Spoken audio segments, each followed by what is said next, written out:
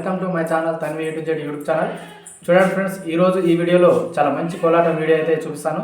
So చాలా చక్కగా అంటే చాలా బాగా అయితే ఆడారు. అది కూడా 4 సంవత్సరాల వయసు గల పాప నుండి 8 సంవత్సరాల లోపు ఉన్న వాళ్ళైతే ఈ కోలాటం అయితే ఆడటం జరిగింది. చాలా బాగా అంటే చాలా బాగా ఆడుతున్నారు. సో నేను కూడా చూశాను కాబట్టి ఈ వీడియో అయితే అప్లోడ్ చేస్తున్నాను.